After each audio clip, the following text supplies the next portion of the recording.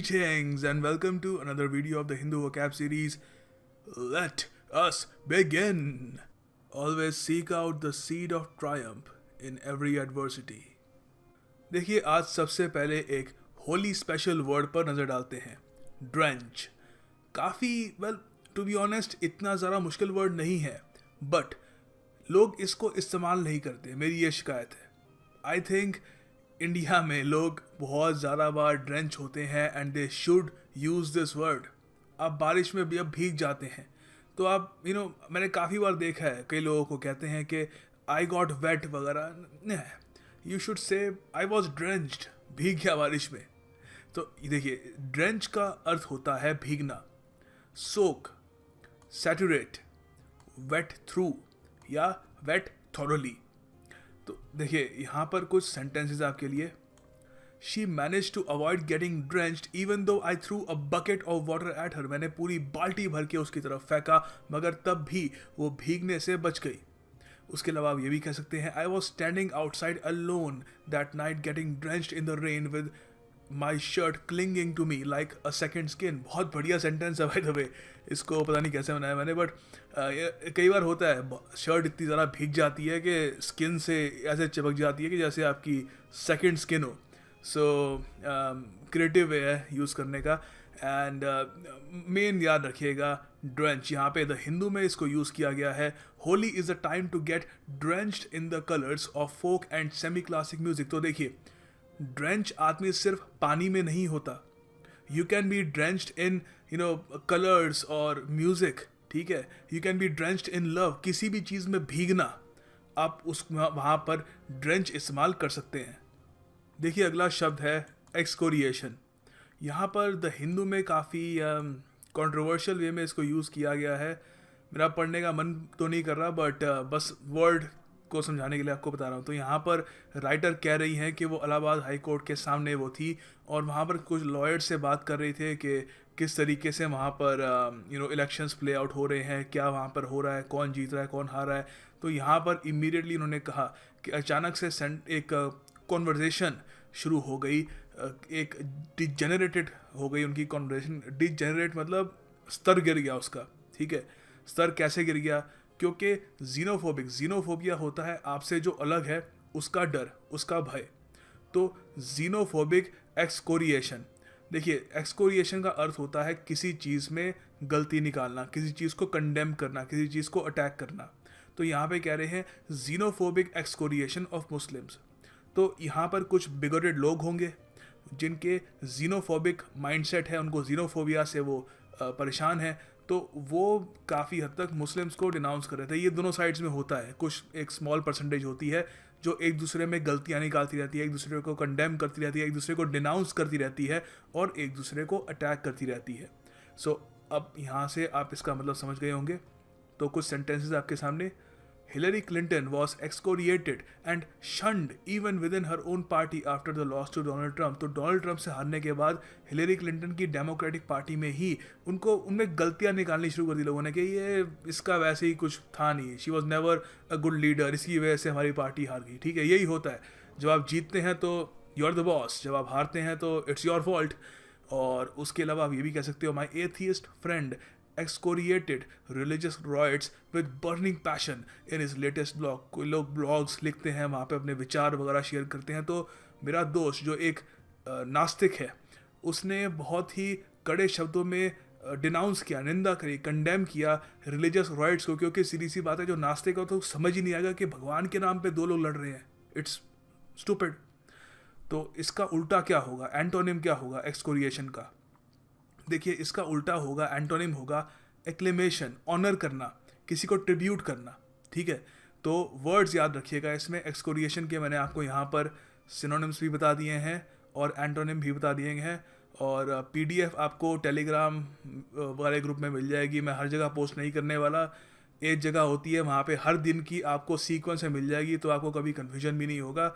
सो ज़्यादा कुछ उसमें आपको मेहनत करने की ज़रूरत भी नहीं है. एक दो फ्यू क्लिप्स करने हैं and you will be there. So आपको वहाँ पर इसका पूरा डिटेल्स मिल जाएंगे. ऑलराइट, देखिए आगे हमारे पास एक फ्रेजल वर्ब है फेंड ऑफ. तो यहाँ पे द हिंदू में इसको यूज़ कर रहे हैं. It's traditional support base and the Akali supporters vote help the party fend of the आप थ्रेट। तो यहाँ पे कांग्रेस पार्टी की बात कर रहे हैं, जो पंजाब में उनकी जीत हुई है, तो यहाँ पर कह रहे हैं कि आम आदमी पार्टी जीत सकती थी वो इलेक्शन, मगर कांग्रेस पार्टी को कुछ सपोर्ट मिल गया। एक तो उनका ट्रेडिशनल सपोर्टर बेस था, और यहाँ पे ऑथर ने एक नई थ्योरी निकाली है कि अकाली सपोर्टर्स ने भी, जो उनका वोट था उससे भी कांग्रेस को मदद मिली, और उन्होंने फेंड ऑफ कर दिया आम आदमी पार्टी के थ्रेट को। फेंड ऑफ से अब आप यहाँ से वैसे मतलब समझ गए होंगे, मगर आपको प्रॉपर मीनिंग समझा देता हूँ। फेंड ऑफ मतलब कोई आपकी तरफ कोई अटैकर आ रहा हो, उसको पुश अवे करना या उसको कहीं और भेज देना, ठीक है। तो आप इसका ये भी कह सकते हो वार्ड ऑफ, ठीक है, गार्ड अगेंस्ट, रोकना बेसिक हिंदी में, ठीक है, रोकना। तो उन्होंने आम आदमी पार्टी के अटैक को रोक दिया इन दो सपोर्ट से, ठीक है, इन दोनों की सपोर्ट से। उसके अलावा सेंटेंसेस है दो आपके सामने।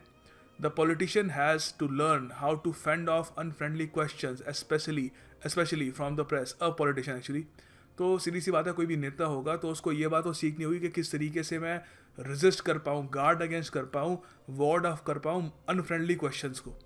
और उसके अलावा आप ये भी कह सकते हो द ट्रूप्स मतलब आर्मी के लोग, the troops fended the enemy off. तो उन्होंने उसको मतलब पुश अवे कर दिया अटैकर को, ठीक है। तो फेंड ऑफ याद रखिएगा, बहुत ही इंपॉर्टेंट फ्रेजल वर्ब है, एग्जामिनेशन में आने के इसके चांसेस काफ़ी हाई हैं। आगे देखिए, एक और इंपॉर्टेंट फ्रेजल वर्ब मुझे मिला था हिंदू में। In Manipur BJP cobbles up numbers. Alright, cobbles up numbers. देखिए, आपको पता है मणिपुर में वैसे तो Congress party single largest party उभर के आई है, मगर वहाँ पे खूब सारे निर्दलीय भी हैं, तो उनको जोड़कर बीजेपी वापस सरकार बना सकती है, जैसे उन्होंने गोवा में किया। तो देखिए, कॉबल अप का अर्थ होता है कि जल्दी से कुछ चीज़ को इकट्ठा करना या उसको बनाना, बिना किसी उस पर परवाह किए कि आप बना कैसे रहे हो। तो आप कह सकते हो टू पुट समथिंग हेस्टली, बहुत ही जल्दी में कुछ किसी चीज़ को इकट्ठा करना या उसको बनाना। ये सेंटेंस है, इससे पूरा आपको क्लियर हो जाएगा। The team cobbled up the project and the end result was awful. तो टीम ने बड़ी ही जल्दी से जो भी रिसोर्सेज मिले उसको इकट्ठा करके एक मतलब बना दिया जो प्रोजेक्ट इनको चाहिए था, और जो फाइनल रिजल्ट था वो अच्छा नहीं था।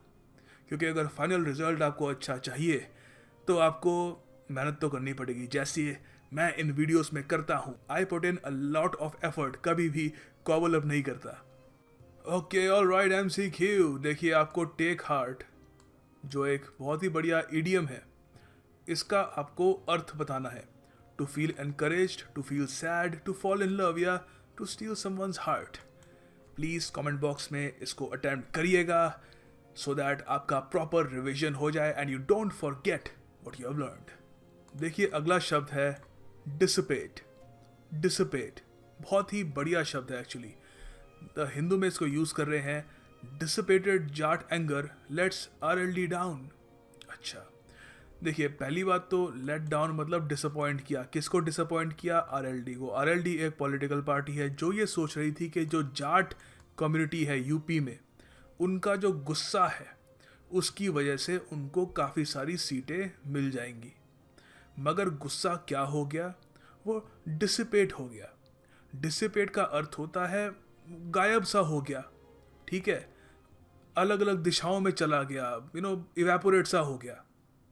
ये देखिए, हमें इसको थोड़ा समझना ही पड़ेगा कि आपको पता है रिसेंटली जाट एजिटेशन हुई थी, और माना जा रहा था कि जाट जो कम्युनिटी है वो बीजेपी से बहुत ज़्यादा नाराज़ है आफ्टर पहले तो वो कोटा वाला जो पूरा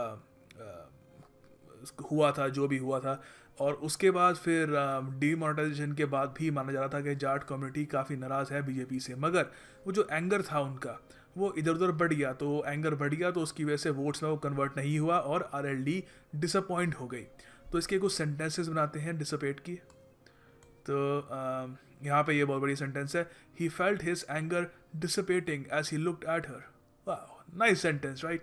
वो उसकी तरफ देख रहा था और उसका सारा जो एंगर था वो डिसअपियर हो गया, वैनिश हो गया, इवेपोरेट हो गया, गायब हो गया। उसके अलावा आप ये भी कह सकते हो, I don't hold on to the anger if I can just let it dissipate on its own. मैं गुस्से को पकड़ के नहीं बैठता जब मेरे पास ऑप्शन है कि मैं उसको बस वो गायब सा हो जाए, वैनिश सा हो जाए, इवेपोरेट सा हो जाए, तो मैं वही ऑप्शन चूज़ करूँगा। उसके अलावा देखिए, एंटोनिम्स क्या होंगे डिसअपेट के? वैनिश, ग्रो, गायब होने के उल्टा क्या होगा? Grow, develop. तो अगर जाट एंगर ग्रो करता और डेवलप करता तो आरएलडी लेट डाउन होती? नहीं, आरएलडी चीयर्ड अप होती और बीजेपी लेट डाउन होती, मगर ऐसा हुआ नहीं। Alright, the next word is intruder. तो ये द हिंदू में इसको यूज कर रहे हैं, white house intruder faces 10 year sentence. तो व्हाइट हाउस का जो इंट्रूडर था, जिसने व्हाइट हाउस में इंट्रूड किया, उसको 10 साल की सज़ा सुनाई गई। ओके, तो देखिए, इंट्रूडर होता है जो बिना अधिकार के प्रवेश करे। तो बिना अधिकार के प्रवेश करने वाला हो गया इंट्रूडर। और इंट्रूडर करता क्या है? वो इंट्रूड करता है। ठीक है, तो कुछ इसके सिनोनिम्स देखते हैं। ट्रेसपासर, ठीक है, आप इंटरलोपर भी कह सकते हैं इसको, और इन्वेडर भी कह सकते हैं। जी हाँ, इन्वेडर भी एक सिनोनिम होता है इंट्रूडर का। तो इसके ये बहुत ही बढ़िया सेंटेंस है इसका। The woman today told of her terror as she fought with an intruder trying to burgle her home at night. तो एक औरत ने बताया कि किस तरीके से वो एक इंट्रूडर से लड़ी जो रात को उनका जो घर था वो उसको वहाँ पे चोरी करने की कोशिश करता है। बर्गलर चोरी करता है, बर्गल कर रहा था, ठीक है, वहाँ पे चोरी करने की कोशिश कर रहा था। सो याद रखिएगा, it's a very important word, intruder. Alright, अगला शब्द है स्पूकी, एडजेक्टिव है, काफ़ी इंटरेस्टिंग वर्ड है एक्चुअली। देखिए, आपको याद होगा कि हमने एक वर्ड डिस्कस किया था, नहीं आपको याद नहीं होगा, बहुत पहले किया था। देखो, स्पूकी का अर्थ होता है डरावना, गोस्टली, अजीब सा, मिस्टीरियस सा। अच्छा, सिनिस्टर तो कुछ लोगों को याद होगा ना, सिनिस्टर का मतलब होता है ईवल, काफ़ी बुरा सा, डरावना सा, ठीक है। तो सिनिस्टर भी काफ़ी हद तक स्पूकी का सिनोनिम हो सकता है, मगर इसका सबसे परफेक्ट सिनोनिम होगा ईयरी। ईयरी होता है बड़ा ही डरावना सा, सिनिस्टर सा, एक मतलब मिस्टीरियस सा। तो ईयरी याद रखिएगा, स्पूकी है। आप मान लीजिए आपके कोई दोस्त आपको कोई कहानी बता रहे, तुम्हें पता है कि वहाँ पर रात को ऐसी आवाज़ें सुनाई देती हैं और लोगों को ये दिखता है, तो आप कहोगे वाओ दैट साउंड्स ईयरी, ठीक है, काफ़ी डरावना सा सुनाई देता है। तो यहाँ पे द हिंदू में कह रहे हैं कि ब्राज़ील के जो प्रेसिडेंट है वो उन्होंने अपना पैलेस छोड़ दिया क्योंकि उनको अपना पैलेस स्पूकी लगा, डरावना लगा, कुछ वहाँ पे उनको घटना दिख रही होगी। तो यहाँ पे आप देख सकते हैं ये क्या है, ये मैंशन कैसी लग रही है, स्पूकी मैंशन है। तो ये सेंटेंस है, that mention has a very spooky appearance, बड़ा ही डरावना सा, मिस्टीरियस सा, गोस्टली सा अपीयरेंस है मैंशन का। आप ये भी कह सकते हो the whole place had a slight spooky atmosphere, ठीक है। तो याद रखिएगा, it's a very important word spooky, और इसका खासकर जो सिनोनिम है ये ईयरी। हाँ, इसका एंटोनिम क्या होगा? नॉर्मल, ठीक है, ऑर्डिनरी, यही होगा इसका, ठीक है, एंटोनिम। आगे देखिए, अगला वर्ड है थ्वॉर्ट। थ्वॉर्ट ये एक वर्ब है, क्रिया है। देखिए, इसका मतलब होता है नाकाम बनाना, ऐसा नाकाम बनाना कि सामने वाला फ्रस्ट्रेट हो जाए, ठीक है। किसी चीज़ को अपोज करना सक्सेसफुली, किसी चीज़ के सामने खड़े हो जाना, राह में उसके खड़े हो जाना, to stand in the way of something. तो दो बहुत ही शानदार सेंटेंसेस है। Donald Trump thwarted any chances of America regaining its lost respect in the world। regaining मतलब वापस पाना। तो कमाल के सेंटेंस बनाता हूँ यार। देखो, डोनाल्ड ट्रंप ने सक्सेसफुली रोक दिए हैं कोई भी चांस कि अमेरिका वापस अपनी खोई हुई इज्जत दुनिया में पाले, ठीक है।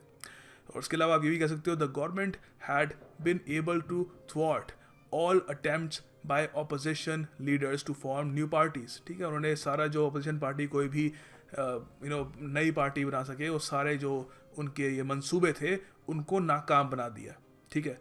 तो इसका उल्टा क्या होगा? अपोज करना, फॉइल करना, फ्रस्ट्रेट करना, to stand in the way of something, नाकाम बनाना, उसका उल्टा होगा असिस्ट करना, फैसिलिटेट करना, ठीक है। तो इसके जो एंटोनिम है ये भी याद रखिएगा, सिनोनिम मैंने आपको बता दिए हैं, make sure you remember this. And finally the task of the day, आपको सेंटेंसेस बनाने हैं स्पूकी, ड्रेंच और थ्वॉट पे।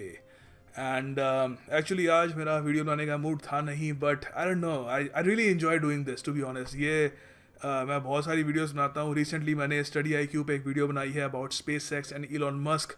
आप चाहें तो स्टडी IQ पे जाके वो वीडियो भी देख सकते हैं, it's really good. And but I love making these vocab videos for you guys, and I hope that you will share them as well. मैं उम्मीद करता हूँ कि आप ये वीडियो शेयर करेंगे with your friends, because I want these videos to grow and I want to build a huge community of learners over here. So Please help the channel grow as well. Do your part, and thank you for watching. That helps as well. And yeah, I'll see you tomorrow. Happy Holi again.